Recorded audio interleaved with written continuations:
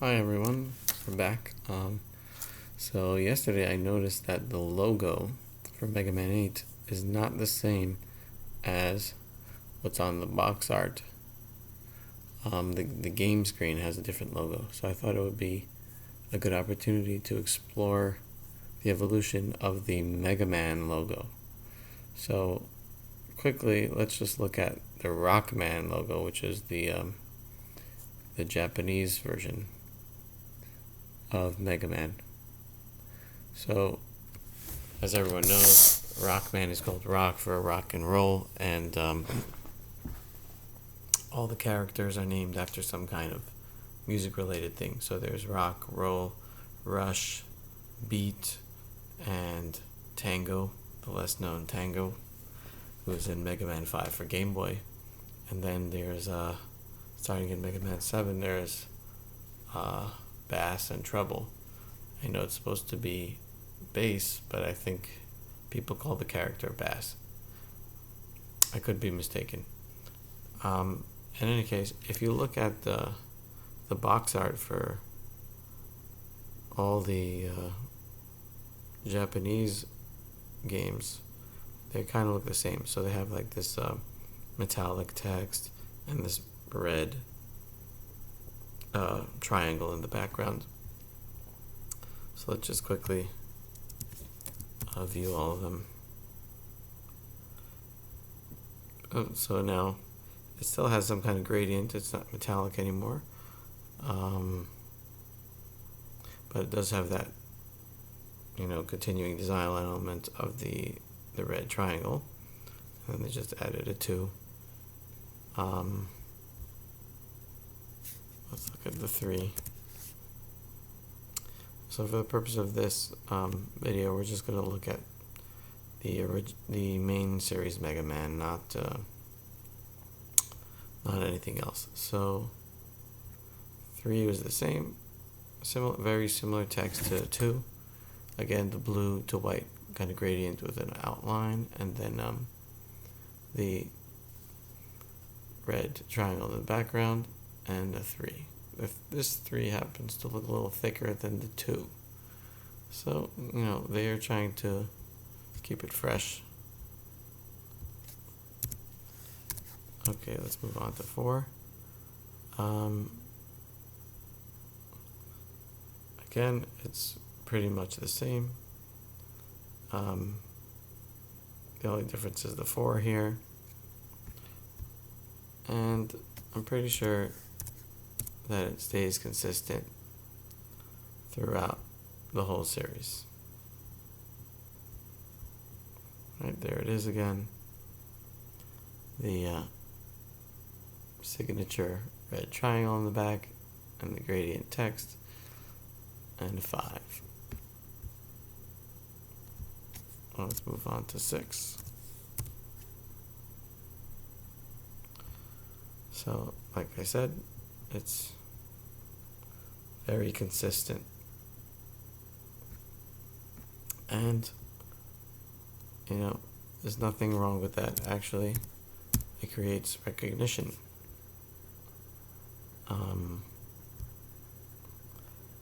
That was something in school that before I learned about brand recognition, I thought I was kind of cheating by just being repetitive, but really, that's a really good thing, to create a visual identity.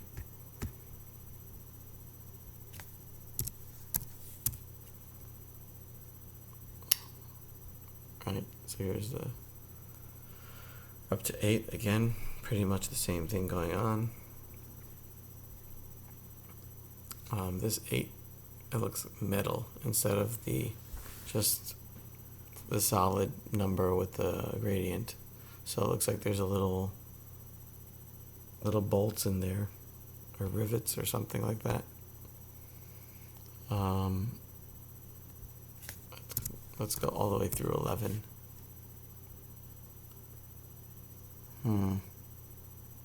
Yeah, there we go. So, I'm not sure if this is official. I haven't played anything past 8, so I'm not 100% sure.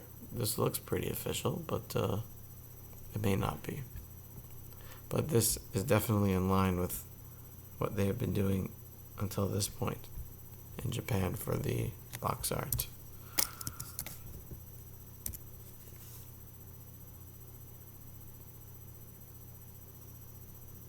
Oh, these might have been fan arts.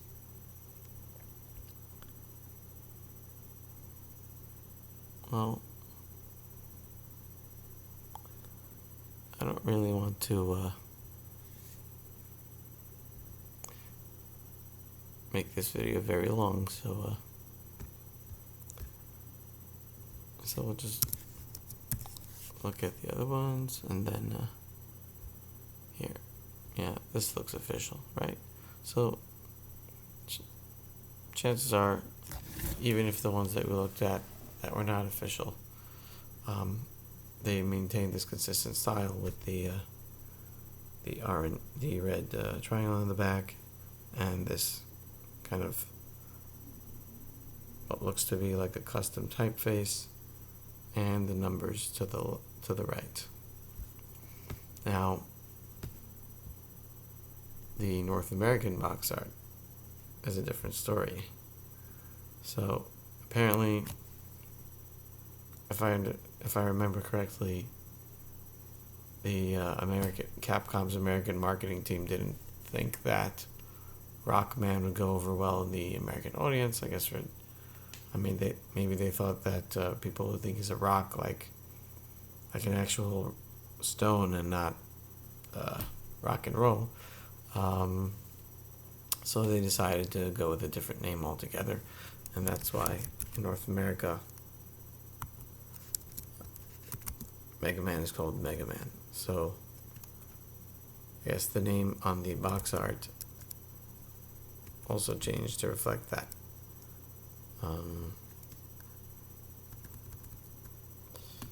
So let's pull that up.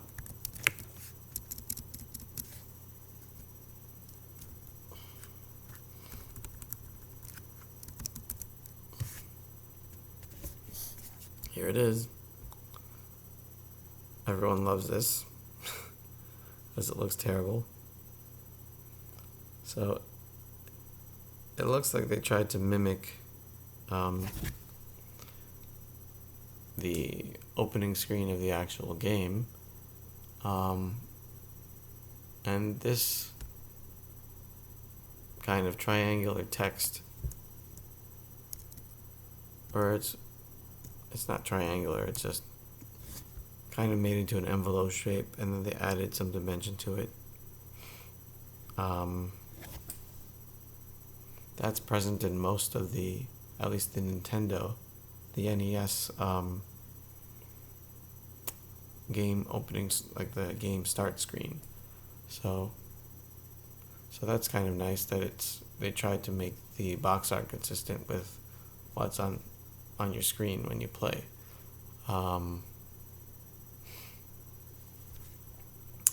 We won't talk about this illustration, though. That's been talked to death, and everyone has their own opinion on it, but we're focusing on the type today. So Mega Man 2 kind of switched it up. It looks like they just pulled a slab serif font. Could even be Rockwell. And I know a lot of people complained about how Mega Man doesn't have an arm cannon here. He has an actual gun. In the Mega Man 1 box art, he also had a gun instead of an arm cannon. And I don't think it was until the Mega Man 3 American box art that he has his signature arm cannon. But as far as the type treatment is concerned, they drew it three-dimensionally, and they added a gradient to it. And it's nice, but this is the odd man out because it doesn't really match anything else about the game. It doesn't match the Japanese text and it doesn't match what's in the title screen of the game. I mean, I think it's nice that they were trying to match the colors of the box art. Like there's some lava over here, and they're using a gradient that mimics the tones of the lava. So I guess there's like a recurring element over there that ties it together a little bit. But as far as the text itself, it doesn't really match anything else. Okay, let's move on to 3.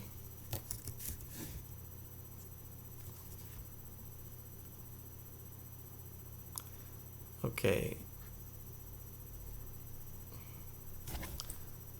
This is also interesting. Again, it doesn't match what's on the title screen. It is still a slab serif font, but they added some kind of visual effects to it.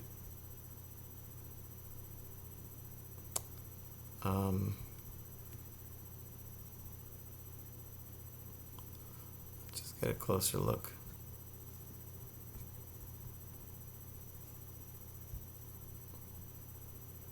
I guess it's not zooming in. So let's do it ourselves.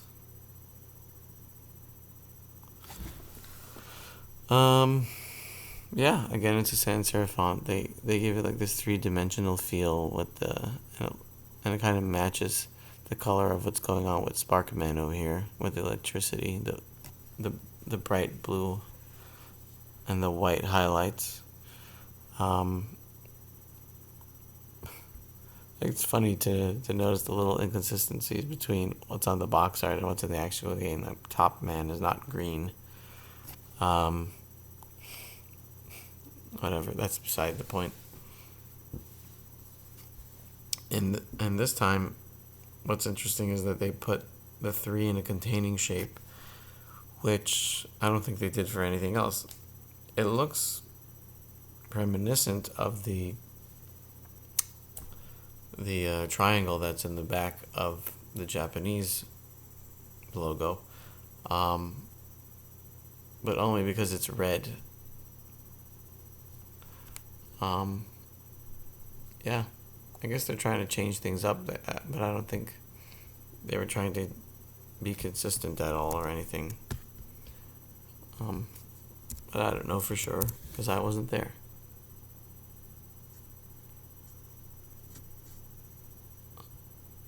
Oh boy.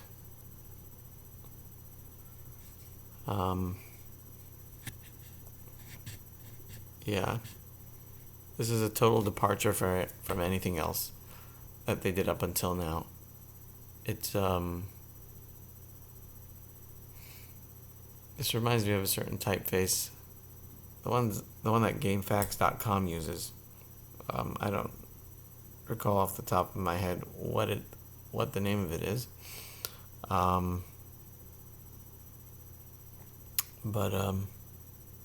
Yeah, it's kind of got this like a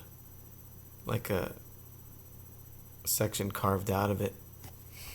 But this, I mean, I don't like this. It doesn't really match anything that they did up until now, and it doesn't match the title screen, and it doesn't match any of the Japanese versions. So it looks like they went a little out of bounds for this one.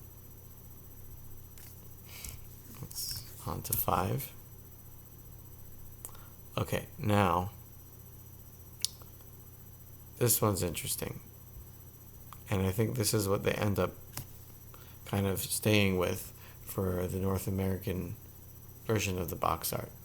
They have like this kind of spiky spurs. It's not quite a slab serif. Maybe it is in a way. And they gave it this gradient. I'm not sure all of them have it, but this one does. And I think the Game Boy Mega Mans also had a similar type treatment. Let's have a look.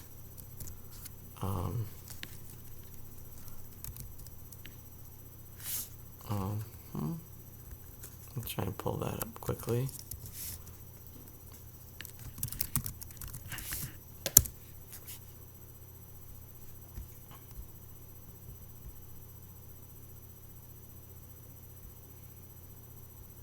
Okay, so I thought, I don't know, I guess I was just thinking, when I was thinking about it, I thought it was that this game had the similar type to what Mega Man 5 had. I mean, there are some similarities, but it doesn't have these little serifs over here. Probably the pointy A and the gradient text is what tied my memory of this box art to the other one. Let's just peek through all of these. Okay, so here it is.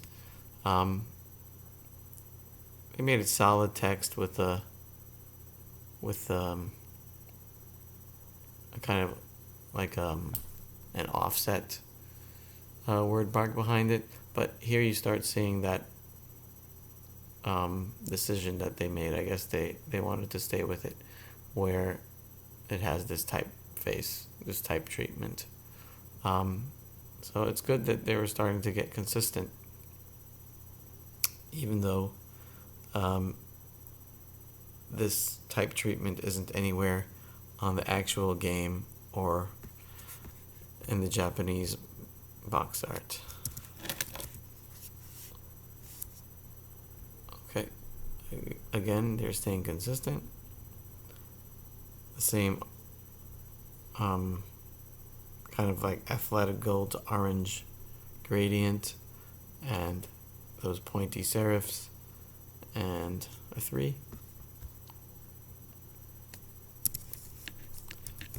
Okay.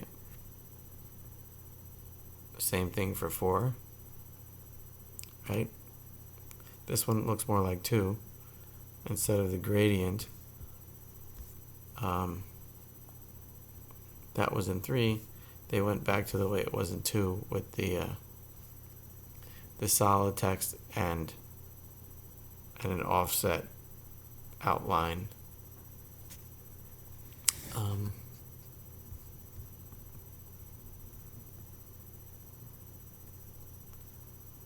don't know. I think it has a nice character to it.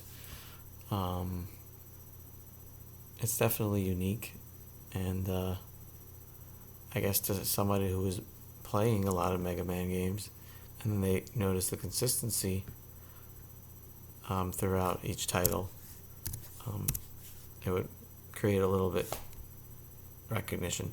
So this is the last main series Mega Man for Game Boy, and again, there's that same type treatment. This time, it's got the athletic gold to orange gradient with a black offset outline to give it a little dimension and stand out against the box art. There's Tango, for those who are not familiar with Tango the cat. This is the only game he appears in. And I don't know how useful he is, but he's there. Alright, so yeah, so it looks like for North America they started going with this kind of typeface with the little serifs again. So let's get back to the NES box art.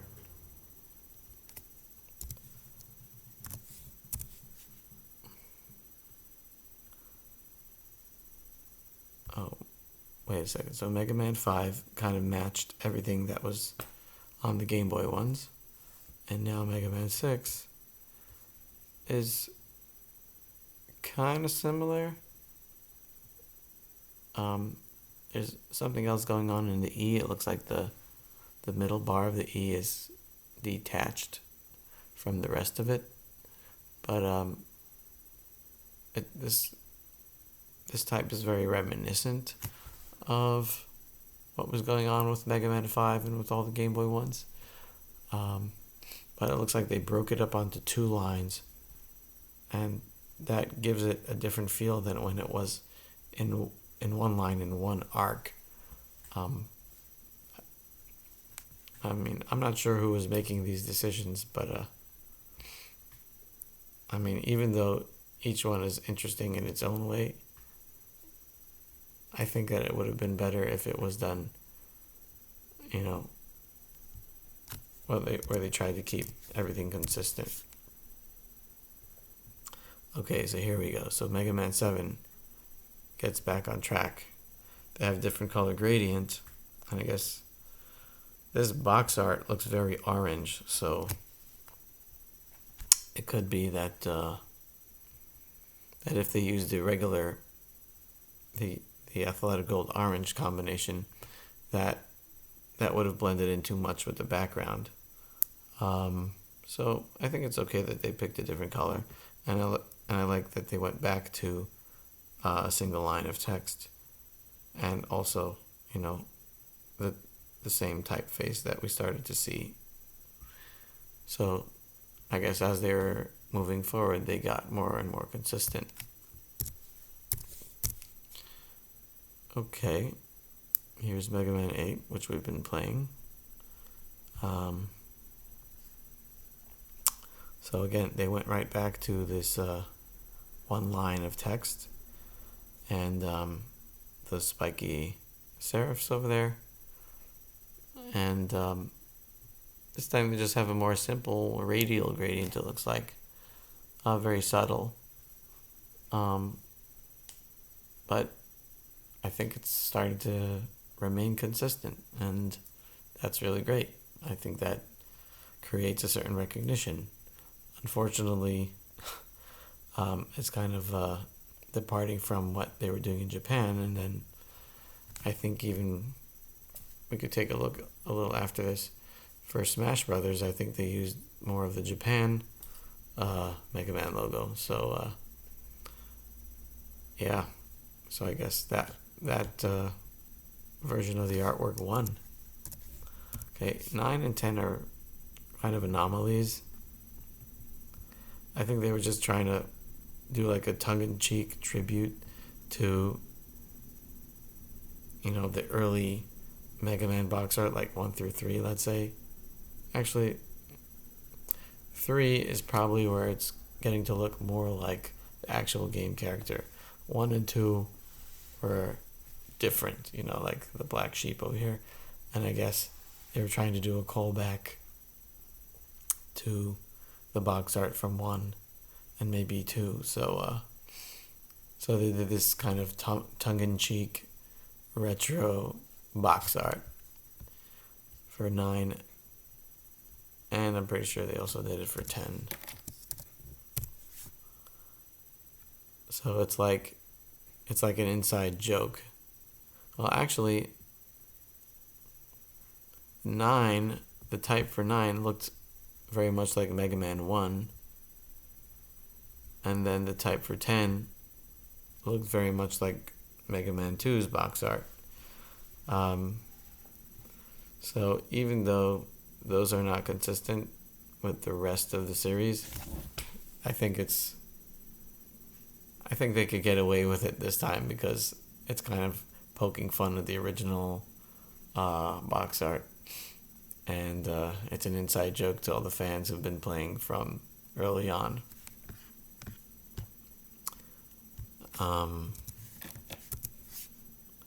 And last but not least, we have Mega Man 11. So it looks like we just got on board with the Japanese version of the logo, right? Oh, that's Rockman. We're looking for Mega Man. So I'm pretty sure this is official artwork. So they just went right over to the Japanese style, and it looks great. And now it's all, they tied up the loose end here. So it's got the classic red triangle in the background. It's got this white to blue subtle gradient, kind of rounded text that they've been using consistently throughout the Japanese box art and the like somewhere between orange to yellow shaded numbers, and that's all of them. So I think in conclusion,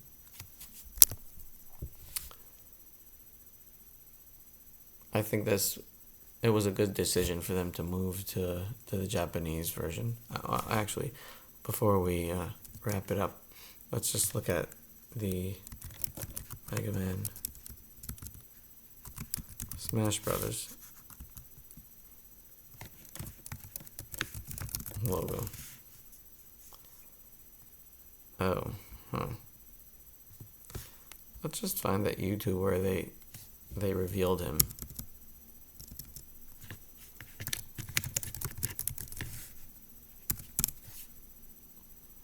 Here it is.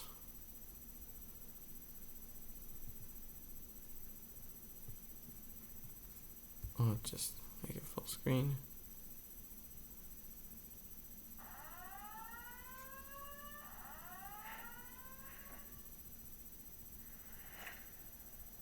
There he is.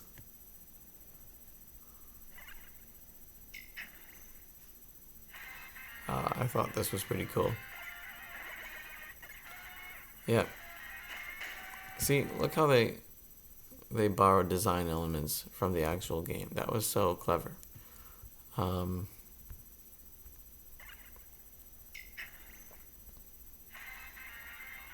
they borrowed the music, and they borrowed the banner from Mega Man 2, where they introduced the bosses, and everyone knows who it is. And we're just feeding on the nostalgia of all the gamers who've played Mega Man until now.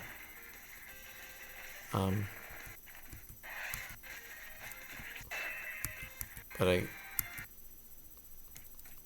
I guess they didn't include the logo here. Alright. Either way, that was a good look at using recognizable design elements to create familiarity. So again, just to conclude, I like the way that they made everything consistent now. Right now, the North American and the Japanese box art use different words, but the same type treatment, with the blue and white text and the red triangle in the background and the number off to the side.